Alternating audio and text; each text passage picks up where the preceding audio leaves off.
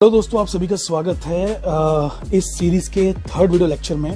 यहाँ पे हम समझने वाले हैं कि स्फेरिकल एब्यूरेशन को रिड्यूस करने के आखिर क्या क्या मेथड्स हैं, किस तरीके से स्फेरिकल एब्यूरेशन घटाया जा सकता है और एक लेंस एक पॉइंट ऑब्जेक्ट की पॉइंट इमेज बनाए, ऐसा कोशिश कैसे की जा सकती है, मतलब ऐसा क्या करें जिससे कि हमें एक ट्रू ऑब्जेक्ट की एक ट्रू इमेज मिले। तो आइए जानने की कोशिश करते हैं the methods to reduce the spherical aberration. तो methods to reduce the spherical aberration, methods to reduce spherical aberration, आइए देखते हैं। तो बेसिकली कहानी ये है कि देखिए, स्फेरिकल एबरेशन में होता ये है कि है ना, जो मार्जिनल रेस का फोकस है यानी कि पेरिफेरल रेस का फोकस है और जो पैरेक्शियल रेस का फोकस है वो अलग अलग बनता है ना। तो पैरेक्शियल का और पेरिफेरल का जो फोकस है वो डिफरेंट डिफरेंट जगह पे बनता है।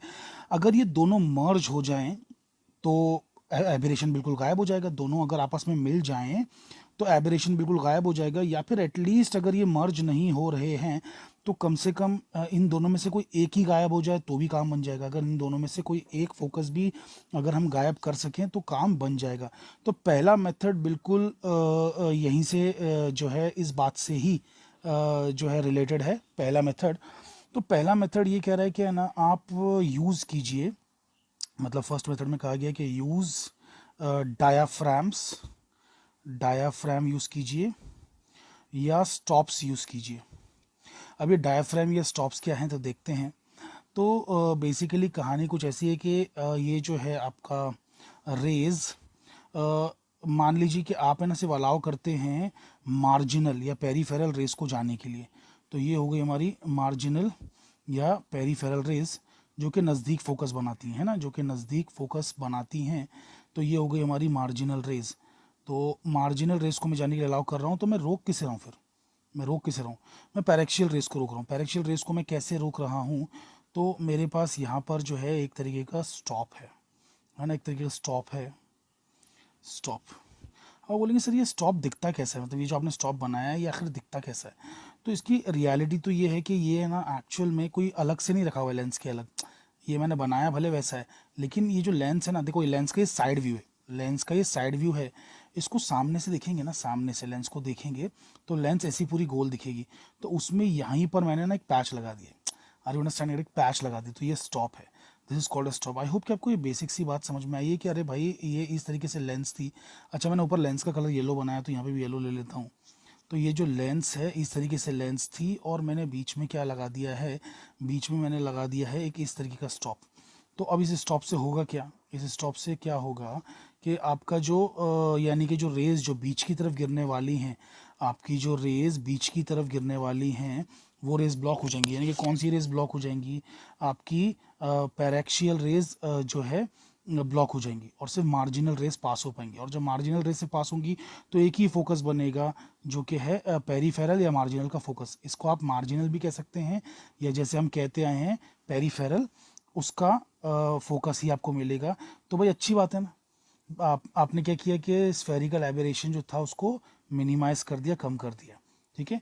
हाँ, यहाँ पर जो ज़्यादा सोचने वाले लोग हैं, बहुत ज़्यादा डिटेल में सोचते हैं, उनको ये बता दूं कि ऑब्वियस है कि ये जो रेज हैं इनसे भी जो फोकस है वो थोड़ा सा इधर इधर इधर बनेगा, लेकिन फिर भी पहले जो इन रेज की वजह से उधर बन रहा था तो इतना बड़ा जो गैप है कम से कम वो तो नहीं आएगा ना।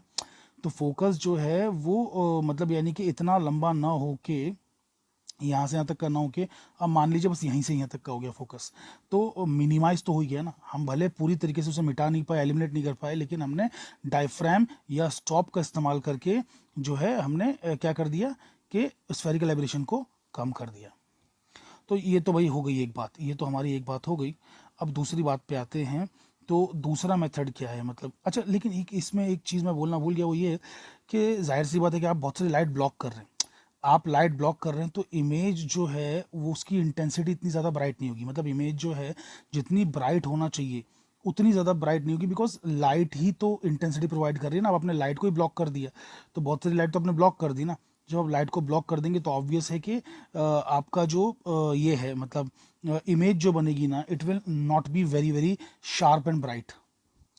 और ना सिर्फ जो है इंटेंसिटी कम होगी, अरे भाई इंटेंसिटी गिर जाने से ये भी तो होगा ना, ब्राइटनेस कम हो गई तो रिजॉल्विंग पावर इंस्ट्रूमेंट का भी कम हो जाएगा। जिस इंस्ट्रूमेंट के अंदर भी ये लेंस इस्तेमाल की गई है, स्टॉप लगा के लेंस इस्तेमाल की गई है, तो उस इंस्ट्रूमेंट का रिजॉल्विंग पावर भी घट जाएगा, क्योंकि रिजॉल्विंग पावर का रिश्ता इंटेंसिटी से भी है। अगर लाइट ब्राइट होती है तो रिजॉल्विंग पावर बेहतर होता है।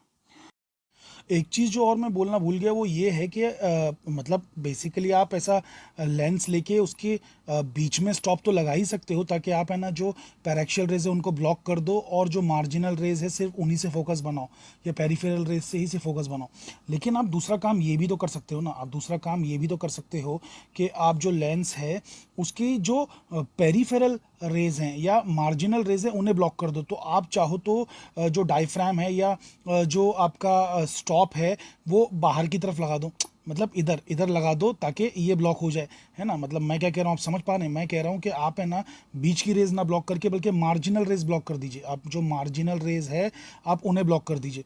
तो अगर आप मार्जिनल रेज को भी ब्लॉक कर देते हैं तो आपका फिर एक ही फोकस बनेगा। मकसद क्या था हमारा? कोई भी एक ही फोकस बनाना। तो हम लोग ने जो है यहाँ पर एक डायफ्राम लगा लिया, एक स्टॉप लगा लिया। डायफ्राम मतलब सिंपली एक मेम्ब्रेन टाइप की होती है। अरे तो यार सिंपली एक अपनी लेंस से उस पर यार सेलो टेप चिपका दो ना इधर। तो जब सेलो टेप इधर चिपका दोगे बेसिकली तो बीच की ही लेंस एक्सपोज रहेगी, और जो है मतलब यानी कि वहाँ से सिर्फ और सिर्फ पैरेक्शियल रेज ही जाएंगी, तो सिर्फ पैरेक्शियल फोकस मिलेगा। तो यहाँ पर जैसे आपने मार्जिनल फोकस लिया है वैसे ही अगर आप जो है डायफ्राम लगा लेते हैं। अच्छा, डायफ्राम के लिए डायग्राम मैं ऐसा बना सकता हूँ, रुकिए मैं आपको दिखाता हूँ। डायफ्राम के लिए आप है ना डायग्राम चाहें तो लेंस का कैसे बना सकते हैं, तो मैं येलो कलर ही ले लेता हूँ इसके लिए लेंस के लिए। तो ये हो गई मेरी लेंस, और जो है ये मेरा प्रिंसिपल एक्सेस के लिए मैं ब्लू कलर ले रहा हूँ, तो ये मेरा प्रिंसिपल एक्सेस है। और जो स्टॉप्स हैं मेरे, वो मैं स्टॉप्स या डायफ्राम जो है वो इधर लगा दे रहा हूँ, है ना, इस तरीके से। तो ये डायग्राम इस तरीके से बन जाएगा कि मैंने क्या किया कि ये जो पार्ट था ना सेलो टेप से चिपका दिया, सिर्फ छोटा सा बीच में अपर्चर छोड़ा है, क्योंकि सारी दिक्कतें सारी तकलीफें बड़े अपर्चर की वजह से है। तो बेसिकली मैंने यहाँ पे जब लगा दिया तो सारी मार्जिनल रेज जो थी वो मार्जिनल रेज मेरी ब्लॉक हो गई। मार्जिनल रेज जो हैं, पेरिफेरल रेज जो है वो ब्लॉक हो गई। Only the paraxial rays will pass through, और पैरेक्शियल रेज ही पास होंगी तो एक ही फोकस बनेगा जिसका नाम है paraxial focus FPA. So I hope कि आपको ये बात समझ में आ रही है कि आप चाहें तो मार्जिनल फोकस बनाएं या पैरेक्शियल फोकस बनाएं, दोनों में से कोई भी एक बनाएं। तो ये हो गया आपका पहला मेथड, ठीक है। ये सब तो बात हो गई। अब इसके आगे हम लोग आते हैं सेकंड वाला जो मेथड है उसे आइए समझने की कोशिश करते हैं।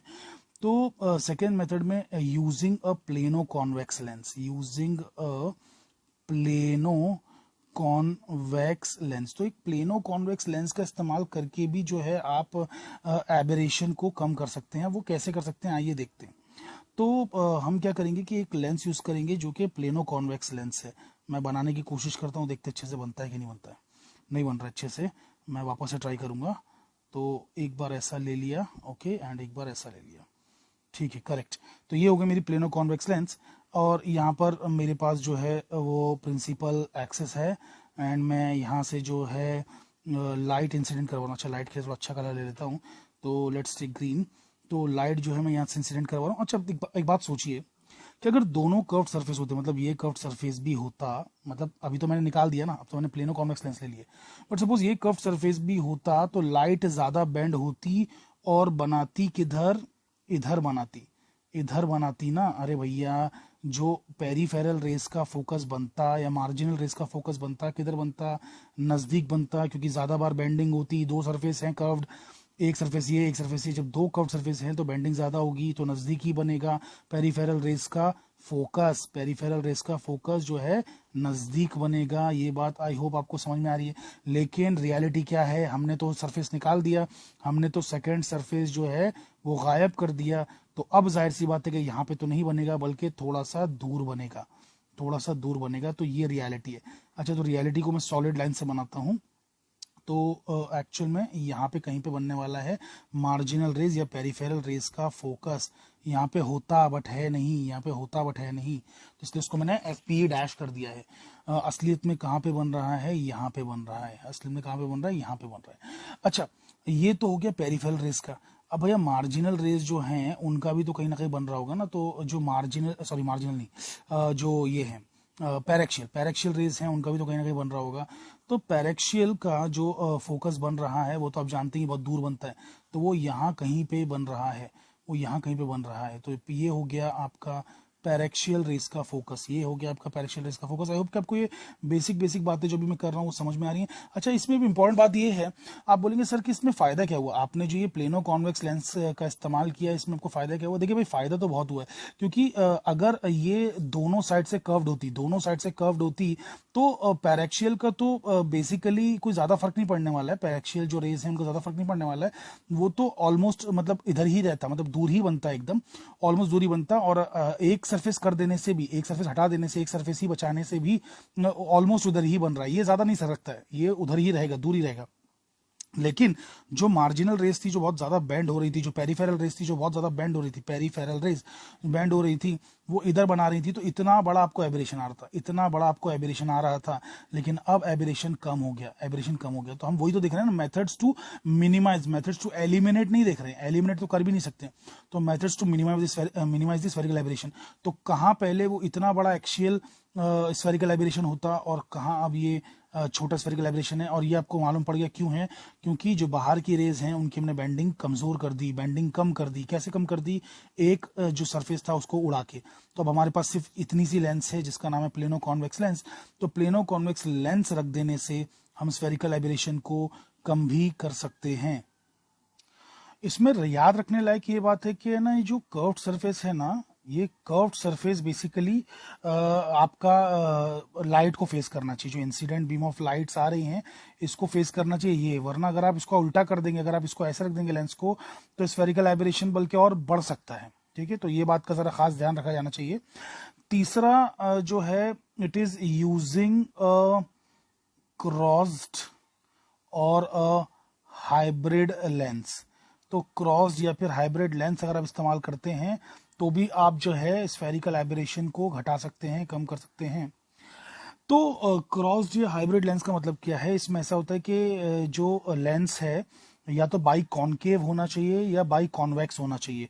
जैसे फॉर एग्जांपल कि उसका एक सरफेस है, उसका रेडियस ऑफ कर्वेचर कम रहना चाहिए, मतलब और एक का ज्यादा रहना चाहिए। तो अब देखो, रेडियस ऑफ कर्वेचर इसका कम है, ठीक है, पहले वाले का कम है और दूसरे का ज्यादा है।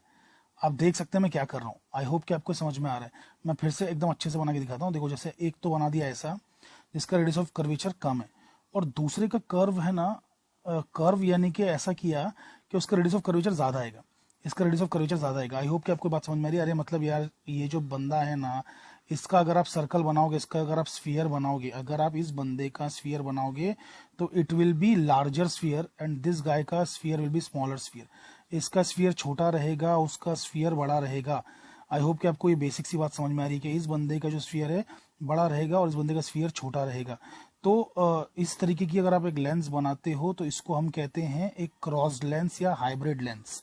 ओके, तो दोस्तों ये जो क्रॉस्ड या हाइब्रिड लेंस है, बेसिकली आप देख सकते हैं कि इसका रेडियस ऑफ कर्वेचर अलग है, it is different, it is let's say R1, और इसका जो रेडियस ऑफ कर्वेचर है ये R2।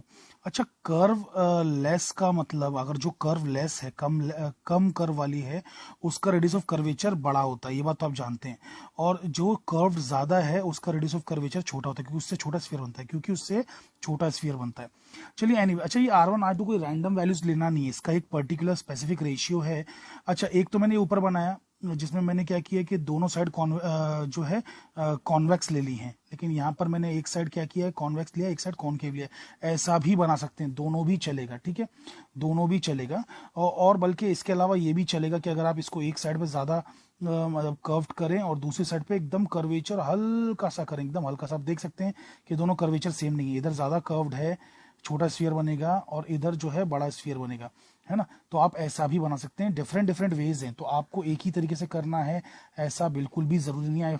आई होप कि आपको ये बातें समझ में आ रही है कि आप किसी भी तरीके से ले सकते हैं। अच्छा, R2 और R1 के बीच में क्या रिश्ता है, तो मैं आपको बता दूं कि जो R1/R2 है ना, उसके लिए फॉर्मूला कुछ ऐसा है कि mu into 2μ-1 -4 divide by mu into 2μ+1। ये एक डेरिवेशन के थ्रू आता है, और वो डेरिवेशन जो है beyond the scope of the syllabus है, F5 BSc के लेवल की नहीं, इट्स अ हार्ड डेरिवेशन। तो हम लोग सिर्फ इस फॉर्मूले को अज्यूम करेंगे और आगे बढ़ेंगे। यहाँ पे जस्ट आप क्या कीजिए ना कि म्यू की वैल्यू जो कि क्लास के लिए 1.5 होती है वो सब्स्टिट्यूट कर दीजिए, तो आपको जो आंसर है R1/R2 का -1/6 आ जाएगा। आप चेक कर लेना, आप क्या करना, यहाँ पे खाली म्यू की वैल्यू 1.5 डाल के चेक कर लेना, तो आपको R1/R2 का वैल्यू -1/6 आ जाएगा। यानी कि जो सेकेंड रेडियस ऑफ कर्वेचर है वो पहले का उल्टा होना चाहिए, मतलब उल्टे डायरेक्शन में देखता हुआ होना चाहिए, और ऊपर से 6 गुना बड़ा होना चाहिए, 6 गुना बड़ा रेडियस ऑफ कर्वेचर होना चाहिए। तो वही है ना, मतलब यानी कि देखो, मतलब इसको थोड़ा सा और अगर अच्छे समझाऊं तो ये बिल्कुल ज़्यादा कर्व्ड है और ये बहुत ही हल्का सा कर्व्ड है। तो इससे जो स्फीयर बनेगा वो छोटू सा स्फीयर बनेगा, और इससे जो बनेगा बहुत ही बड़ा सा स्फीयर बनेगा। तो इसका जो रेडियस ऑफ कर्वेचर है R2 वो उससे 6 गुना बड़ा होगा, है ना, उस बंदे के रेडियस ऑफ कर्वेचर से 6 गुना बड़ा होगा। सो R2 will be 6 times the R1। So I hope कि आपको ये बेसिक बात समझ में आ रही है कि इस तरीके का अगर आप रखते हैं तो ही आपको जो है स्फेरिकल एबरेशन मिनिमाइज होगा क्रॉस लेंस यूज करके। अच्छा, क्रॉस लेंस जब यूज करते हैं तो ये और भी बेहतर, मतलब यानी कि जो प्लेनो कॉन्वेक्स लेंस यूज किया था ना उससे भी बेहतर देता है और भी मिनिमाइज करता है स्फेरिकल एबरेशन।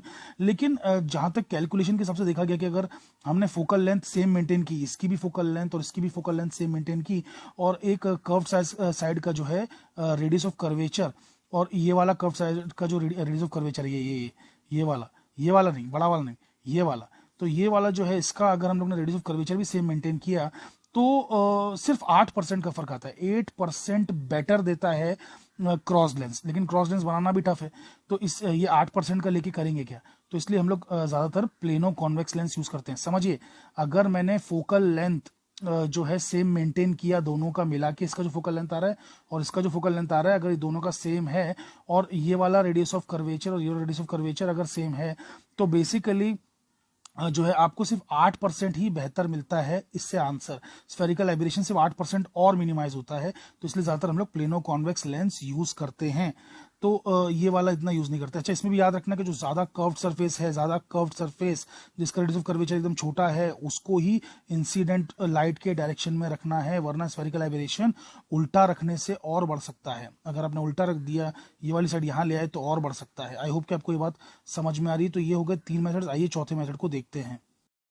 तो चौथा मेथड कुछ ऐसा है कि चौथे मेथड में हम लोग क्या करेंगे, यूजिंग अ सिस्टम ऑफ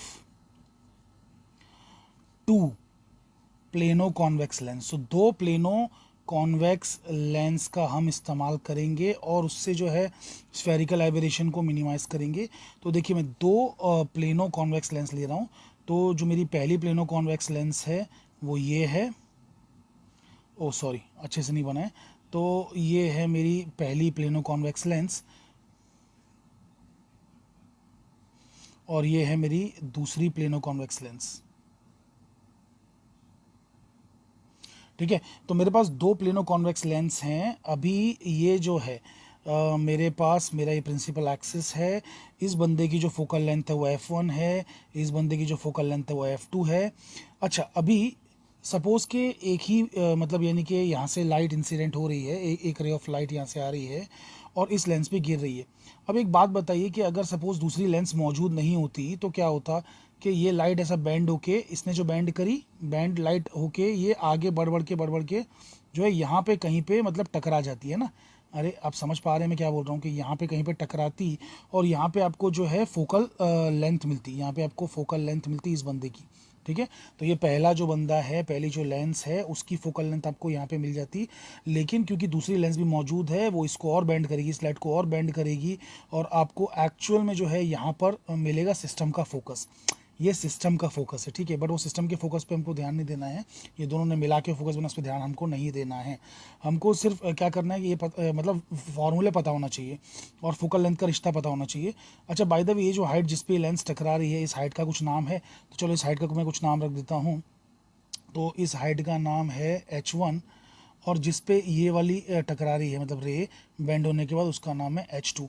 अच्छा, पहली वाली रे जो है वो डेविएट हो गई ना अपने रास्ते से, अरे वो कहीं जा रही थी, स्ट्रेट जा रही थी, लेकिन पहली लेंस ने क्या किया कि उसको मोड़ दिया, तो डेविएशन Δ1 प्रोड्यूस हुआ है। और वैसे ही दूसरी वाली भी जा रही थी स्ट्रेट, और मतलब इधर जा रही थी ऑब्वियसली, और जब इधर जा रही थी, इस डायरेक्शन में जा रही थी, तो दूसरी लेंस ने इसको मोड़ दिया, तो ये हो गया डेविएशन Δ2।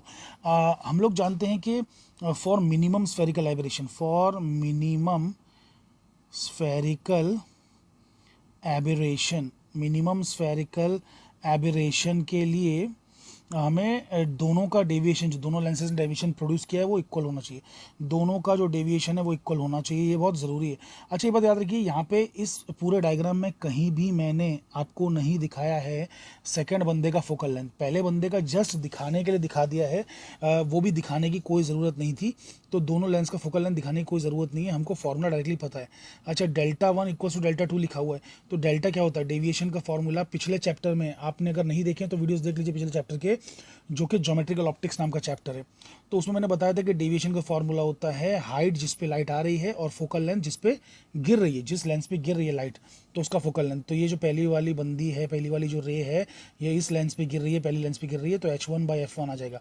वैसे ही ये जो दूसरी रे है किस पे गिर रही है, ये H2 हाइट पे गिर रही है, फोकल लेंथ f2 है, तो डेल्टा 2 की वैल्यू जो है वो आ जाएगी h2/f2। तो एक हो गया आपका ये वाला इक्वेशन। आई होप कि आपको ये इक्वेशन बखूबी समझ में आए। तो ट्राइंगल जो AO1F1 है, that is similar to triangle BO2F1। ध्यान से देखिए, AO1F1 ये ट्राइंगल है, AO1F1 ये ट्राइंगल है, और BO2F1 ये ट्राइंगल है, BO2F1 ट्राइंगल है। तो दोनों जो है वो क्या है कि सिमिलर ट्राइंगल्स हैं, उनके एंगल्स सेम हैं, उनकी साइड्स कॉमन है, और बहुत इजी है, मतलब यानी कि उनको सिमिलर प्रूव करना बहुत इजी है। तो जब ट्राइंगल्स सिमिलर होते हैं तो उनकी साइड्स का रेशियो प्रोपोर्शनल रहता है ना, साइड्स का रेशियो जो है इक्वल रहता है, साइड्स का रेशियो इक्वल रहता है, यानी कि साइड्स एक दूसरे को प्रोपोर्शनल रहती हैं। तो अगर मैं इसका H1 लूँगा तो मुझे उसका H2 लेना पड़ेगा, और अगर मैं इस ट्राइंगल का F1 लूँगा, मतलब ये जो ट्राइंगल है इसकी जो नीचे की बेस साइड F1 है, अगर मैं F1 लूँगा तो मुझे उस ट्राइंगल का F1 - D लेना होगा।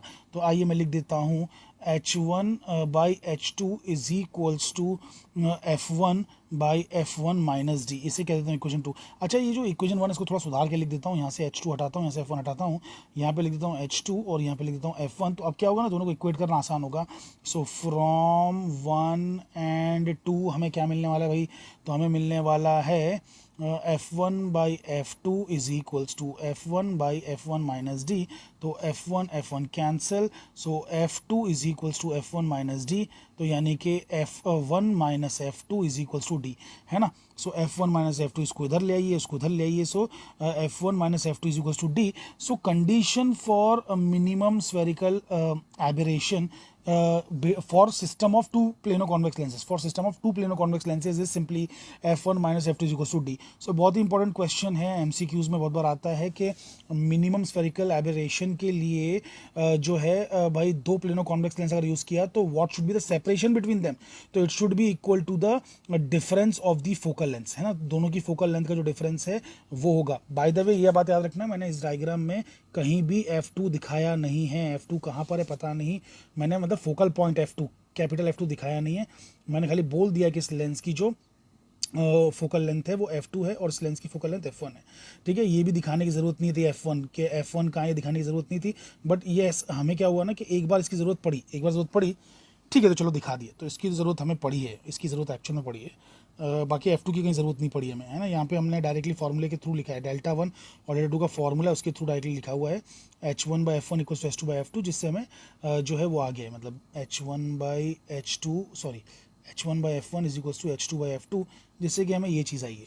ठीक है, तो यहाँ पर हमें ये F2 दिखाने की ज़रूरत नहीं थी, मतलब ये तो डायरेक्टली फार्मूला यूज़ कर लिया हमने, है ना, लेकिन F1 की दिखाने की ज़रूरत पड़ी क्योंकि ट्राइंगल्स का वरना कैसे सिमिलैरिटी प्रूव करेंगे, ट्राइंगल्स की सिमिलैरिटी में साइड्स का रेशियो भी तो लेना है ना।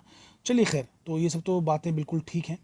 तो इस तरीके से हमें जो है ये मिल गया फोर्थ मेथड कि using system of two plano convex lenses, जिसमें दोनों प्लेनो कॉन्वेक्स लेंसेज के बीच का जो गैप है वो F1 और F2 का सब्ट्रैक्शन है। तो आइए फिफ्थ मेथड देखते हैं। तो फिफ्थ मेथड वो होगा कि इसमें using a concave and a convex lens, अगर हम एक कॉनकेव और एक कॉन्वेक्स लेंस यूज़ करेंगे तो जाहिर सी बात है कि जो कॉनकेव लेंस है इसका जो एबरेशन है वो जो है नेगेटिव रहता है, और जो कॉन्वेक्स लेंस है उसका जो एबरेशन है वो पॉजिटिव रहता है। तो एक दूसरे का एबरेशन को हम कैंसिल कर सकते हैं बाय प्लेसिंग कॉनकेव और convex lens at suitable distances. तो using a concave and a convex lens also we can minimize the spherical aberration. मतलब स्फेरिकल एबरेशन को मिनिमाइज किया जा सकता है कॉनकेव और कॉन्वेक्स लेंस के सिस्टम को यूज करके भी। और फाइनली हमारे पास एक है कि lens, single lens of high refractive index. तो अगर बहुत ही हाई रिफ्रैक्टिव इंडेक्स की अगर हमने लेंस इस्तेमाल की तो उसमें क्या होगा ना कि मतलब यानी कि जो पैरेक्शियल रेज हैं वो भी बहुत ज़्यादा बेंड होंगी। देखो आपको मालूम है कि जो लेंस है उसमें मार्जिनल रेज बहुत ज़्यादा बेंड होती हैं, ठीक है, बहुत ज़्यादा बेंड होती हैं, और यहाँ पे आपका जो है मार्जिनल फोकस बना देती हैं या पेरिफेरल फोकस बना देती हैं, एफपी बना देती हैं।